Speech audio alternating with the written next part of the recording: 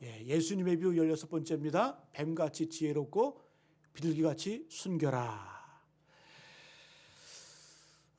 설교자인 저도 이 예수님의 비유의 말씀을 나누면서 그 하나님의 그 놀라운 뜻과 섭리를 다시 한번 깨닫게 되는 그러한 은혜를 경험하게 됩니다. 우리가 계속해서 예수님의 비유를 통해서 우리 삶을 점검하시고 하나님의 은혜 가운데 거하시는 우리 모두 되시기를 간절히 축복합니다. 우리가 예수님의 사역을 한마디로 표현하면 간단합니다. 12제자, 또 우리를 부르시고 보내신다. 부르시고 보내신다. 이거예요. calling and sending. calling, 부르심, sending, 보내심. 그래서 우리가 읽지 않았지만 오늘 10장 1절을 보게 되면 예수께서 그의 12제자를 부르사.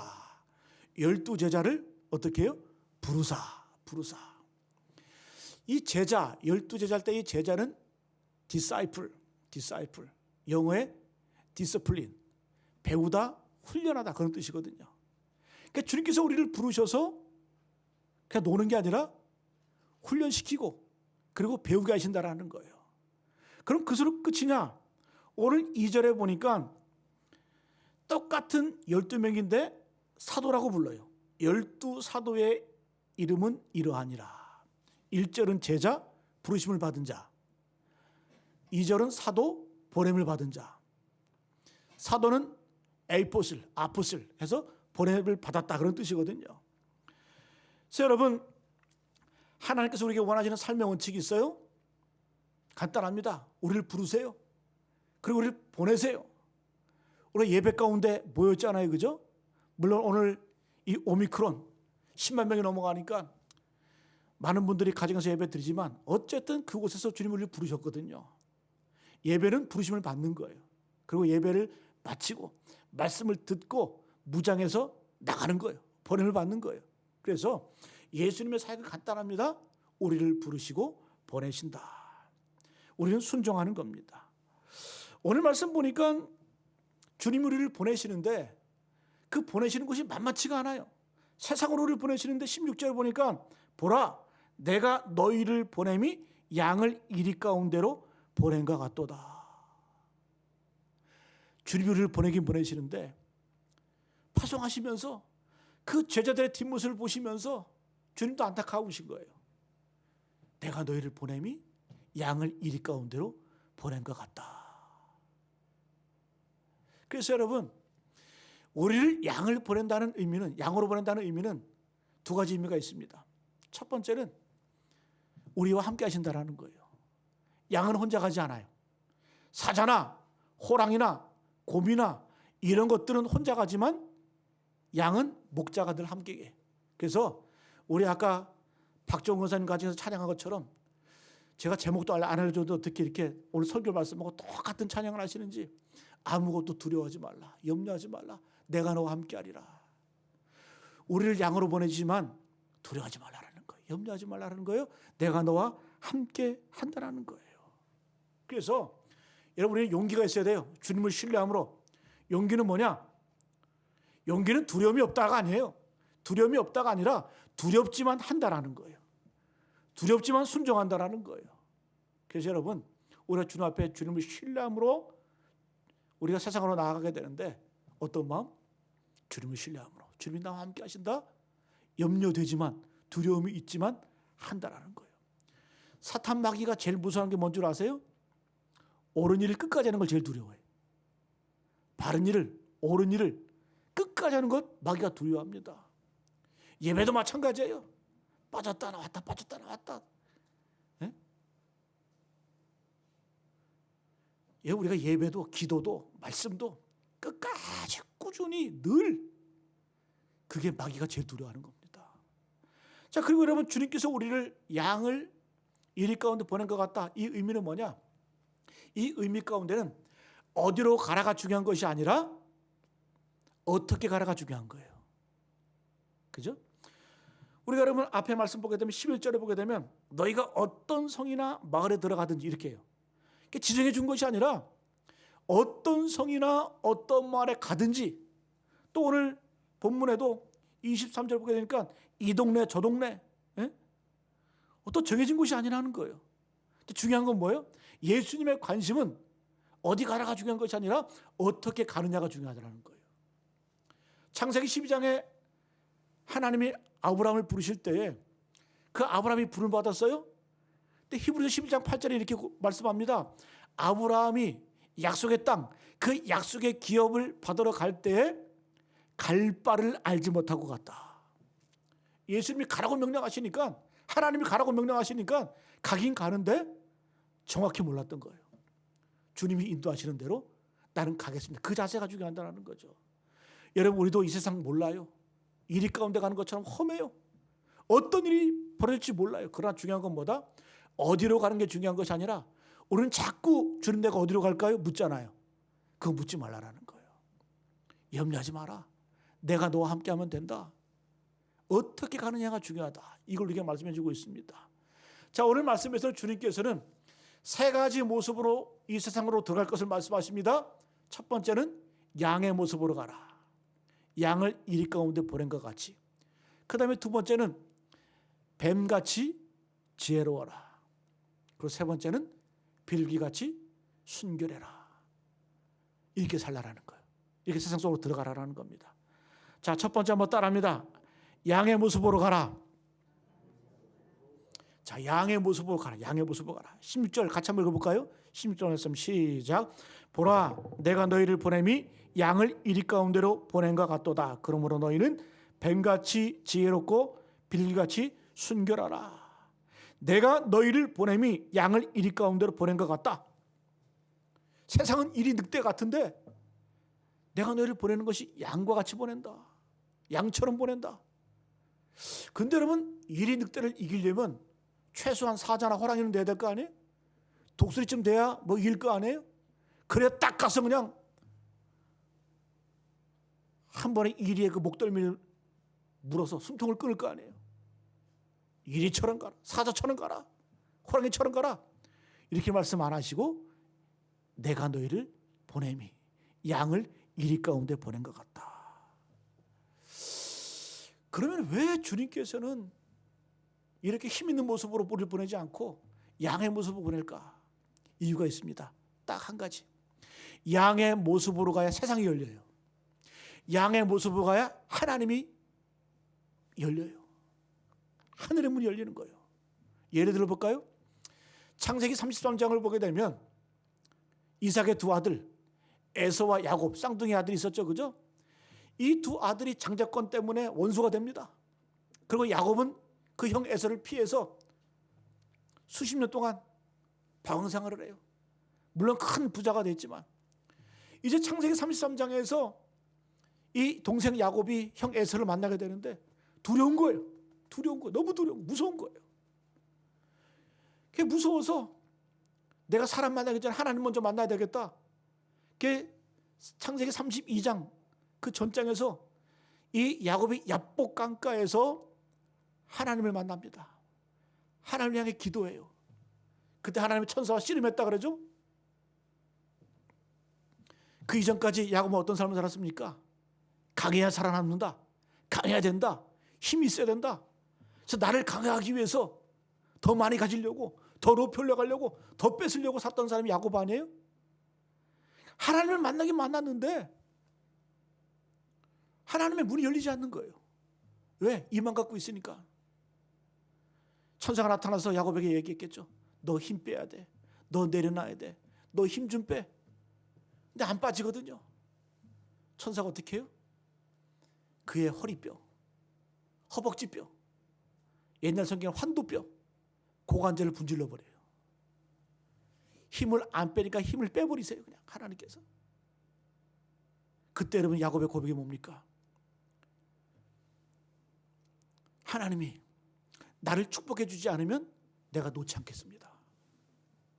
놓지 않겠습니다. 그때 어떻게 해요? 하나님의 천사가 너의 이름 바꿔주겠다. 야곱에서 이스라엘로. 이스라엘의 뜻이 뭡니까? 하나님을 이긴 자. 야곱이 자기가 강할 때, 자기가 힘이 있을 때, 자기 힘으로 살려고 할 때는 하나님의 문이 열리지 않았어요. 하늘 문이 열리지 않았어요. 근데 어떻게 해요? 하나님 나를 축복해 주십시오. 어린 양의 모습으로, 약한 모습으로, 여러분, 구약의 축복은 신약의 은혜와 같은 말이에요. 하나님이 나를 축복해 주지 않으면 난 놓지 않겠습니다. 하나님의 은혜를 내게 주지 않으면 난 놓지 않겠습니다. 이렇게 약한 모습으로, 어린 양의 모습으로 가라니까 하나님이 나 졌다 이렇게 말씀하시는 거예요. 야곱이 강할 때에는, 야곱이 힘이 있을 때는, 스스로 강하다 할 때는 하나님이 져주지 않으셨어요. 그러나 정말 약한 모습으로, 불쌍한 모습으로 주님 앞에 나아가니까 주님이 열어주시잖아요. 이름도 바꿔주시잖아요. 너 이스라엘이야. 여러분, 이 하늘문이 열린 다음에 이제 사람을 만납니다. 창세기 33장으로 넘어와서, 그런데 호락호락하지 않아요. 눈을 들어 강 건너편을 보니까 그 형 에서가 400명의 군대를 동원해서 오는 거예요. 다가오는 거예요. 여러분, 400명의 군대가 사람만 왔겠습니까? 말을 타고 왔겠죠. 여러분, 400명의 기바병이 한번 온다고 쫓아오는 거 생각해 보세요. 지축이 흔들려요. 두렵고 떨리는 거예요. 그걸 바라보는 이 야곱의 마음. 근데 여러분, 놀라운 일이 벌어집니다. 창세기 33장 4절 보게 되니까 에서가 달려와서, 분명히 400명의 군사를 데리고 왔다는 얘기는 뭐예요? 이건 죽이려고 오는 거예요. 동생 야곱을 죽이려고 오는 거예요. 원수가 껴서 오는 거예요. 그런데 에서가 달려와서 그를 맞아요. 안고 목을 어긋맞추어 그와 입 맞추고 서로 울었다. 아니, 갑자기 에서가 군대를 동원해서 오더니 갑자기 말에서 내리는 거예요. 그랬더니 어떻게 해요?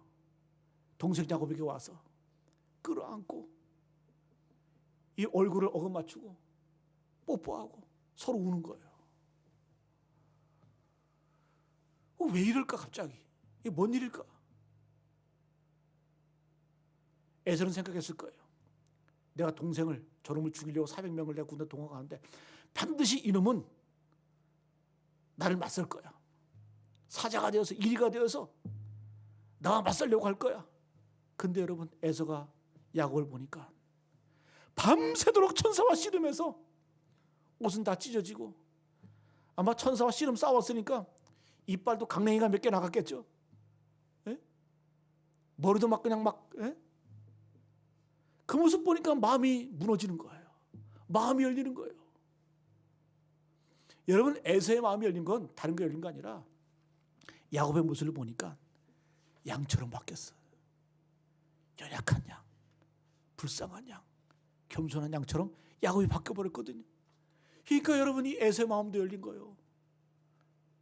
여러분, 우리가 하나님의 문을 어떻게 열수 있을까? 하늘의 문을 어떻게 열 수 있을까? 우리는 자꾸 강하려고 해. 자꾸 뭔가 힘이 있으려고 해. 더 가지려고 해. 그럼 열릴 줄 알아? 아니에요. 하나님 앞에서 여러분, 우리가 어떤 모습으로? 양의 모습으로 나가야 하늘 문이 열리는 거예요. 세상의 문도 내가 양의 모습으로 가야 열리는 거예요. 여러분, 내가 강하고 사자처럼 용맹하면 열릴 수 있을 것 같죠? 사람들은 오히려 방어해요. 오히려 나를 막아요. 그러나 내가 겸손하게 사랑의 모습으로 나아가면 세상이 열리는 거예요. 그래서 주님께서는 내가 너희를 보냄이 양을 이리 가운데 보낸 것 같다. 양의 모습으로 다가가라. 이렇게 우리에게 말씀해주고 있다는 겁니다. 예수님 이 땅에 오실 때 어떻게 오셨어요? 어린 양의 모습으로 오셨잖아요. 가장 힘없고 가장 약한 어린 양, 새끼 중에 가장 약한 새끼는 어린 양이에요. 어린 양. 예수께서, 하나님의 아들이신 예수께서 마국간에 오셨잖아요. 아기의 모습으로 태어나셨잖아요. 마귀도 방심한 거예요. 하나님의 아들이 이렇게 올 줄 몰랐거든. 사탄도 하나님의 아들이 이 땅에 오신다고 한다면 하늘 문을 열고 천국 천사를 동원해서 이렇게 오실 줄 알았는데, 가장 낮고 천한 곳, 가장 연약한 아기의 모습으로 이 땅에 오셨어요. 마귀도 깜짝 놀라고 방심한 거죠. 여러분, 우리가 아기 봐요. 아기들 보면 인상이 아무리 험악한 사람도 그 아기의 얼굴 보면 다 무장해제되잖아요. 그죠? 우리 교회도 좀 얼굴 험한 분들 계세요. 그죠? 근데 우리 그 박준우 집사님 아들, 호연이 이렇게 오면 다 웃어. 애 보고 막 인상 찡긋 사람 한 번도 못 봤어요. 어른이고 애들이고 그 애기를 보면서 다 이렇게 웃어. 무장해제 되는 거예요.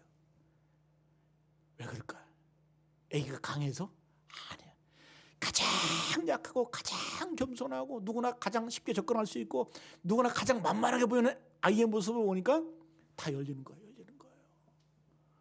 여러분가 세상을 여는 비결 뭔 줄 아세요? 우리가 예수 믿으면서도 자꾸 강해지려고 해. 여러분 선교도 마찬가지예요.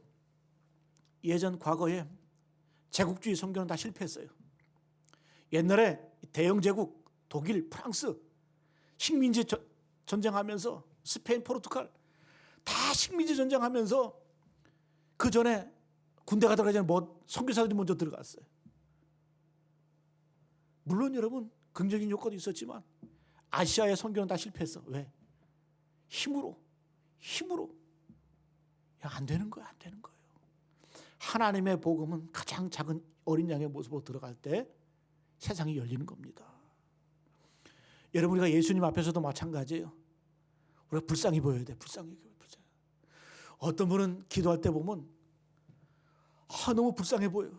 주여 불쌍히 여겨주십시오. 불쌍히 여겨주십시오. 근데 제가 볼 때는 불쌍한 게 하나도 없거든요. 저 그분 건강해. 돈도 많아. 객관적으로 볼 때 불쌍한 게 전혀 없어. 근데 그분 기도할 때 보면 주여 막 5만 가지 상을 다 쓰면서 막 그냥 나를 불쌍히 여겨주옵소서. 여러분 그게 지혜예요. 그게 지혜예요. 여러분 성경에 보게 되면 예수께서 불쌍히 여기사라는 표현이 한 16번 나오는데 다 기적과 연결이 돼. 예수께서 나인성 과부의 아들, 죽은 그 아들, 그 불쌍히 여기시사 그 아들을 살려주셨어요. 그 맹인이 다윗 자손 예수여 외치는 그 모습을 보고 불쌍히 여기셔서 그 눈을 뜨게 하셨어요. 그러니까 우리가 하나님의 기적, 하나님의 늘 경험하기 위해서 어떻게 해요? 주님 앞에서 좀 불쌍히 여겨야 돼요. 불쌍해 보여야 돼. 마치 뭐처럼? 어린 양처럼. 더 나아가 죽어야 돼요. 여러분 양을 이리 가운데 보낸다고 양 보고 죽으란 얘기 아니에요? 그거? 그죠? 당연히 이리 밥 되는 거 아니에요? 산상수훈에도 보게 되면 너는 세상의 빛과 소금이다. 너는 세상의 소금과 빛이다. 소금이 소금 되기 위해서는 우리가 설렁탕을 한 그릇 딱 놓고 맛을 보면 맛이 없잖아요. 소금을 뿌려야 맛이 나는 거예요. 한 숟갈 딱 떠서 뿌려보세요. 소금이 죽어야, 소금이 없어져야, 소금이 사그러져야 그 전체가 다 변화되는 거예요. 맛이 나는 거예요. 빛도 마찬가지죠. 촛불이 세상을 비추기 위해서는 자기를 태워야 돼. 자기를 죽여야 돼. 그래야 여러분 빛이 나는 거예요. 여러분 내 자신이, 내 가정이, 내 주위가 왜 나 때문에 변화가 안 될까? 간단해요. 죽지 않아서 그래. 내가 너무 세. 내 안에 내가 너무 많아. 그러면 변화가 안 되는 거예요. 여러분이 산상수훈의 말씀 너는 세상의 빛과 소금이다. 우리 기독교인들 가운데 이 말씀 붙들고 승리한 분들이 참 많이 있어요. 그런데 예수를 믿지 않는 비기독교인들 가운데도 이 말씀 붙들고 승리한 사람들이 있어요. 대표적으로 여러분 잘 아시는 인도의 지도자 마하트마 간디. 간디 이야기 잘 아시잖아요. 이 간디가 인도를 영국으로부터 독립시켰잖아요. 지도자로서. 근데 1919년도 우리 3.1운동이 일어날 때 1919년도에 이 간디가 남아프리카 공화국을 갑니다. 그때 차별을 당해요. 유색인종이라 그래서. 기차를 탔는데 태워주질 않는 거예요. 더럽다고. 또 교회를 갔는데 들여보내질 않는 거예요. 쫓아내는 거예요. 그때 여러분 간디가 한 말이 유명한 말이 있죠. 예수는 좋으나 교회는 싫다. 그 자기가 나는 조국 인도로 돌아가서 나는 예수는 안 믿겠다. 교회 안 가겠다. 그런 결단을 했어요. 그런데 예수님이 너무 좋은 거예요. 그 예수님의 말씀. 그래서 이 간디는 늘 자기의 가방 또 때로는 자기는 품 가운데 이 마태복음 5장부터 7장까지 이 말씀 산상설교 산상수훈의 말씀을 늘 간직하고 다녔다 그래요. 그러니까 늘 읽으면서 마치 외우다시피 그렇게 이 산상설교 말씀 묵상했다 그럽니다. 그런데 이 마하트마 간디가 말씀만 읽을 뿐만 아니라 말씀대로 살았어요. 이 산상설교 하나님의 그 말씀을 통해서 나온 게 뭡니까? 독립운동을 하면서 비폭력, 무저항. 독립운동하는데, 저항하는데 폭력을 쓰지 않아. 칼과 창으로 독립하는 것이 아니라 때리면 때리는 대로, 감옥에 가두면 가두는 대로 갇히고 마치 양처럼 사는 거예요. 하나님의 말씀대로. 누가 내 오른뺨을 때리면 왼뺨도 돌려대라. 이렇게 사는 거예요. 겉옷 달라 그러면 속옷까지 내어줘라. 누가 오리를 가자 그러면 심리까지 가져라. 그냥 한 번만 결단한 게 아니라 아예가 하나님 말씀대로, 예수님의 말씀대로 그냥 살고자 노력을 한 거예요. 그것도 몇 년 동안? 30년 동안. 3년 동안. 그래서 여러분 감옥에 가는 거예요. 가는 거예요. 이 간디의 이 영향력이 얼마나 컸는지 그 당시 인도 지식인들은 다 막 감옥 가기를 원했어요. 간디를 따라서. 그래서 통계 보게 되면 이 당시에 그 인도의 지식인들 20만 명이 간디와 같이 감옥에 갇혔다 그래요. 감옥에 안 가면 그 당시 지식인도 아니었어. 결국 어떻게 됩니까? 영국이 항복하고 군대를 철수시키죠. 여러분, 영국이 군대가 부족해서, 군대가 모자라서 철수한 거 아니에요? 쉽게 말하면 쪽팔려서, 창피해서 본국으로 돌아간 거예요. 왜 창피해요? 아니, 우리는 기독교 국가인데, 하나님의 백성, 하나님 있는 나라인데 우리 영국보다 저 인도가 더 말씀대로 사네? 더 말씀대로 실천하네? 창피한 거예요. 애들만으로 쪽팔린 거예요. 돌아간 거예요. 여러분, 이게 교훈 아니에요? 하나님 믿지 않는 사람도 하나님 말씀대로 사니까 승리하는 거 아니에요? 그 오늘날에 인도가 있는 거예요. 우리가 여러분 어찌 보면 참 선교의 중요한 기회를 놓친 거예요. 그 간디가 만약에 복음을 회심하고 그랬으면 얼마나 큰 영향이 있었을까. 간디의 그 산상순, 상상 설교의 말씀. 그런데 여러분, 간디가 이거 왜 중요한 게 아니에요. 이 간디가 가장 사랑하는 찬송가가 있었어요. 가장 좋아하는 찬송가가 있었어요. 그 유명한 찬송가, 그게 뭔 줄 아세요? 찬송가 481장. 때저물어 날 이미 얻으니 구주여 나와 함께 하소서. 내 친구 나를 위로 못하고, 내 친구 나를 위로 못할 때 날 돕는 주여 나와 함께 하소서. 잘 모르세요? 481장. 때저물어 날 이미 얻으니 구주여 나와 함께 하소서. 내 친구 나를 위로 못할 때 날 돕는 주여 나와 함께 하소서. 이 찬송가를 그렇게 좋아했어요, 간디가. 근데 여러분, 인도에 국경일이 있거든요. 인도 공화국의 날, 간디 독립을 이루었던 날, 그날은 항상 이 찬송가가 울려 퍼져. 인도는 힌두교 국가 아닙니까? 힌두 국가임에도 불구하고 우리 건국의 아버지 그 간디를 지면서 그 간디가 가장 좋아했던 그 찬송가가 인도에 울려 퍼지는 거예요. 제가 그 영상을 봤거든요. 얼마나 웅장한지.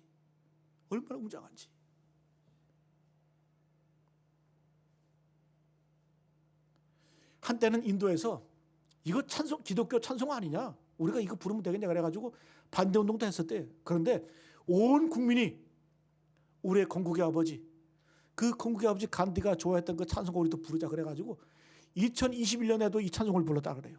국경일 날. 여러분, 이 찬송가 타이타닉 호가 침몰할 때에도 나 같은 죄인, 주 안에 있는 나에게 이 찬송만 한 게 아니라 그 침몰하는 그 배 안에서 사람들이 이 찬송을 불렀어요. 해가 저물어 날 이미 얻으니 나 죽어갑니다. 구주여 나와 함께 하소서.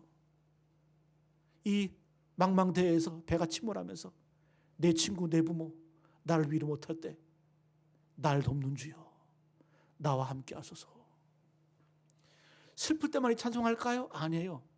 여러분 2012년도 영국에서 런던 올림픽 했죠. 그 런던 올림픽 개막식 때 이 찬송가가 울려 퍼졌어요. 아주 웅장하게. 여러분 축구하면 영국 안에 영국 프리미어리그 그 결승 FA컵 결승할 때 여러분 혹시 보셨어요? 결승전에 항상 찬송가를 불러. 어떤 찬송가? 이 찬송가. 구주여 나와 함께 하소서.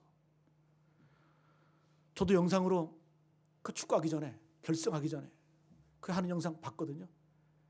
그 수많은 관중이 다 모여가지고 여러분 뭘 말해줍니까? 축구 올림픽 다 인생에서 가장 활력 있을 때 아니에요? 힘이 있을 때 아닙니까? 그런 와중에서도 어떻게 구주여 나와 함께 하소서, 구주님 나와 함께 하소서, 또 배가 침몰할 때에도 인생의 아픔과 죽음과 슬픔을 경험할 때도 주님 나와 함께 하소서. 저는 이 말씀 준비하면서 저도 생각해 봤어. 저 죽을 때, 나 죽을 때, 나 뭐하고 죽을까? 꽥하고 죽을까?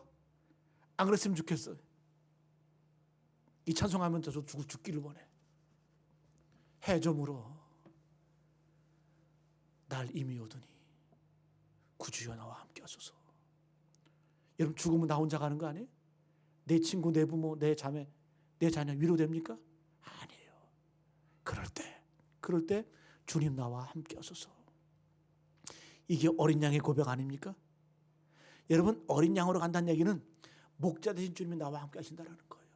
그래, 내가 너와 함께 할게. 내가 너와 함께 할게.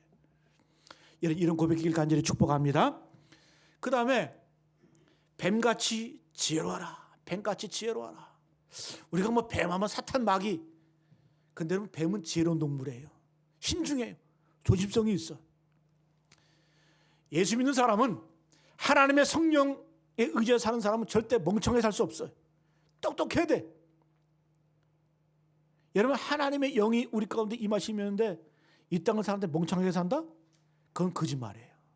왜? 성령은 지혜와 총명의 영이요, 모략과 재능의 영이요, 지식과 여호와를 경외하는 영이에요. 그 하나 모호한 게 없어요. 다 구체적인 거예요. 여러분 이사야 11장 2절 말씀, 예수님의 그 위에 여호와 영이 강림하시리니 그 영은 어떤 영이다?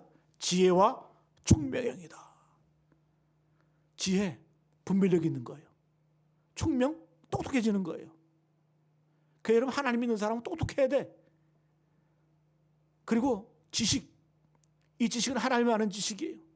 여호와를 경외하는 영, 하나님을 알게 하고 하나님을 깨닫게 하고 하나님께 예배하게 만들어요. 그럼 지혜가 있어야 되는 거예요. 순간순간마다. 여러분 지혜가 뭘까? 일을 처리하는 방식 아니에요? 우리 조상들은 참 지혜가 있었어요. 그죠? 예전에 도둑놈이 막 많을 때 담을 막 이렇게 쌓고, 옛날에 주로 도둑놈 맡겨서 어떻게 했어요? 병을 깨가지고 막, 기억 안 나세요? 병 깨가지고 막 그 위에다가 병을 막 꽂아놨잖아요. 막 못 들어오게. 근데 도둑놈이 그걸 제일 좋아한다네. 거기다 줄을 탁 걸고 그냥 올라가기 그렇게 쉽대. 도둑놈을 맞는 제일 좋은 방법이 뭔지 아세요? 문 앞에다가 개조심 이렇게 쓰는 게 제일 좋아요. 개조심. 도사견 있음. 공원에도 공원 출입금지 이렇게 하는 것보다 뱀 조심 이렇게 쓰면 들어가고 싶은 마음이 싹 사라져요. 여러분 우리는 뭐 얄팍한 지혜 같지만 순간순간 이런 지혜가 있어야 되는 거예요. 그래서 하나님을 의지하는 백성들, 하나님의 성령이 함께하는 백성들은 늘 어떻게? 지혜가 있는 거예요. 지혜가 있는 거예요.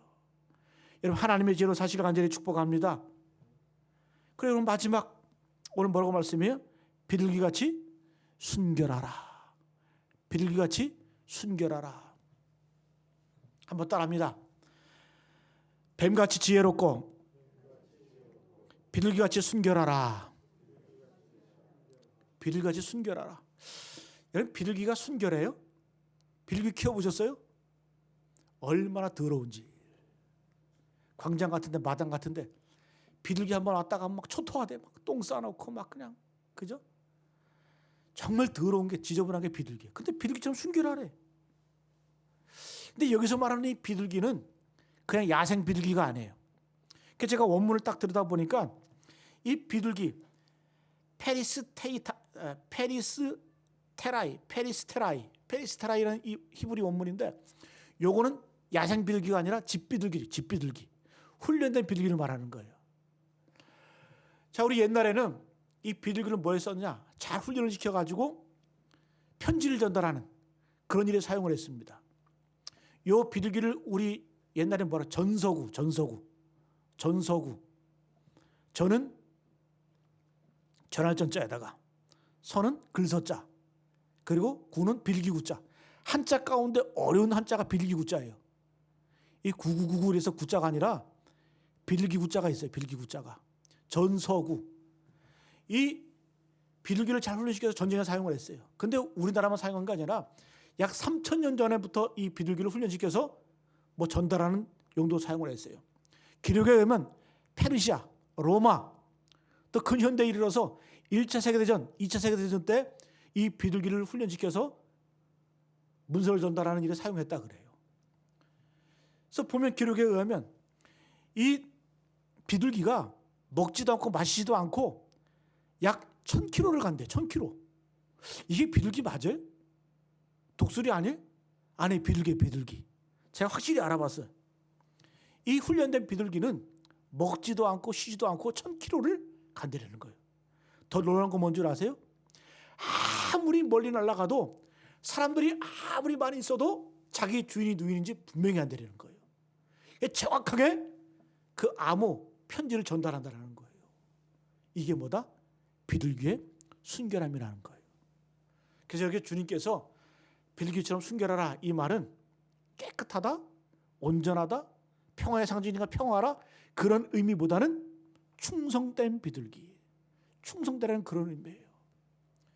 사도행전 20장 24절 말씀에 사도 바울이 마지막 고백하잖아요. 나의 달력을 길과 주 예수께 받은 사명, 그 하나님의 복음, 그 생명의 복음을 증거하는 일, 증언하는 일, 이게 전달하는 일을 마치려면은 나의 생명조차도 조금도 귀한 것을 여기지 아니하겠다. 그래서 사도 바울은 평생 동안 원 없이 부족함 없이 하나님의 복음을 전달하는 그 비둘기의 글을 감당한 거예요. 후회 없다라는 거예요. 그 다음에는 20장 24절 보게 되면 26절 보게 되면 뭐라고 고백하냐?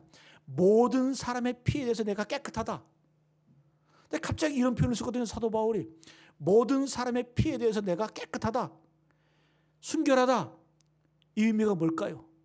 도덕적으로 영적으로 깨끗하다는 그런 표현이 아니라 내가 하늘 사명, 이 복음 증거하는 일, 전달하는 일에 내가 원 없이 최선 다했다. 그래서 나는 어떻게 했다? 순결하게 살았다.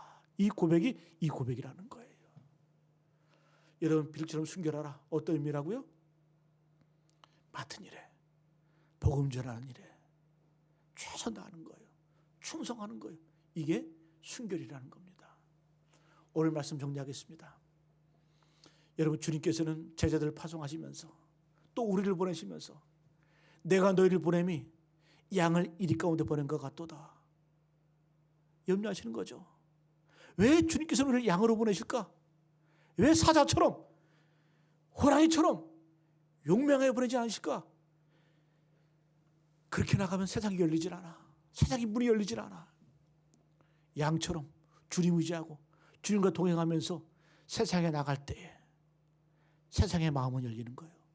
하나님의 문도 열리고 세상의 문도 열리고 능력 있는 삶을 살게 될 줄로 믿습니다. 여러분 직장생활 할 때, 사업하실 때 내가 강하게 이길 것 같죠? 그렇게 살지 마세요. 내가 장사하면, 내가 사업하면 다 양보해 주세요. 그게 이기는 거예요. 그게 문을 여는 거예요. 그게 하나님 믿는 사람들의 자세입니다. 또는 주님께서 뭐라고 말씀해요? 뱀처럼 지혜로워라. 약해 보이지만 그게 지혜라는 거예요. 하나님의 성령이 우리 가운데 거하시면 우리는 지혜롭게 됩니다. 총명해집니다. 늘 하나님을 의지하세요. 그리고 뱀처럼 순결하라. 충성을 다하라. 원 없이 사도 바울처럼 원 없이 후회 없이 충성하다가 모든 사람의 피에 대해서 나는 깨끗하다. 이런 고백할 수 있는 죄 거룩한 백성 되기를 간절히 축복합니다.